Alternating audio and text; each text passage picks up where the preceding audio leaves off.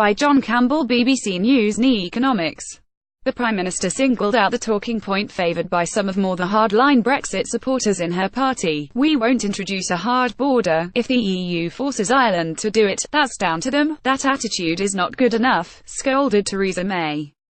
She added, "We chose to leave. We have a responsibility to help find a solution." Mrs May went on to say that trading on World Trade Organization (WTO) terms, which some Brexit supporters think would be absolutely fine, would not be enough for the UK to keep its border promises.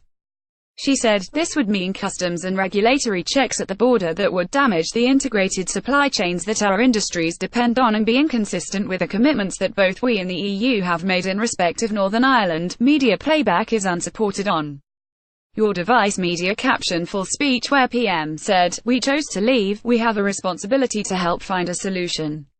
When it comes to honouring those commitments on the border." Her policy covered two areas: a new customs deal and mutual recognition of product standards. As a reminder, the Irish border currently operates in a seamless fashion because both parts of the island are in the customs union and the single market. Prospect of border checks with customs union means there are no tariffs on goods moving across the border, while the single market means product standards are harmonised. When the UK leaves both the single market and the customs union, it raises the prospect of border checks for both tariffs and product standards. On the issue of customs, Mrs May simply restated two ideas which the UK floated in August. One was for a customs partnership, a complicated scheme which would see the UK effectively acting as a customs agent for the EU. The second is a highly lined customs arrangement, part of which would include small traders in Northern Ireland being exempted from all customs procedures for cross-border trade.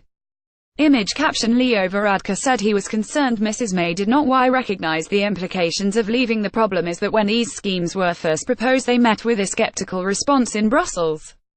The EU's chief negotiator, Michel Barnier, said some of the ideas worried him and that creativity and flexibility cannot be at the expense of the integrity of the single market and the customs union. Mrs May is effectively asking the EU to have another look on the issues of product standards. Mrs May said the UK believes this problem can overcome by a commitment to ensure that the relevant UK regulatory standards remain at least as high as the EU. He acknowledged this would constrain the UK's ability to lower regulatory standards for industrial goods, but added that, in practice, we are unlikely to want to reduce our standards. This would require what Mrs May described as a comprehensive system of mutual recognition, harmonisation. In other words, the EU and UK would accept that although they each have different rules, they achieve the same outcomes and so automatically allow products onto each other's markets. This is ambitious. Sam Lowe, a trade policy analyst at the Centre for European Reform, says that mutual recognition, to the extent Mrs May intends, only exists in two places: the EU and Australia-New Zealand Trans-Tasman Agreement. He points that both these arrangements come with shared political institutions, shared agencies, and ended up moving towards harmonisation. The Irish government has also reacted in a cautious fashion.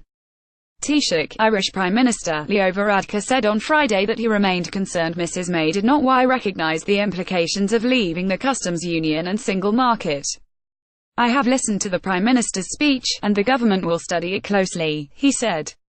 "She has given a number of important reassurances today, which I welcome, including restating her overall goal of a very close relationship with the EU. However, I remain concerned that some of the constraints of leaving the customs union and the single market are still not recognised. We will now need to see more detailed and realistic proposals from the UK. Brexit is due to happen in a little over 12 months, so time is short," he added.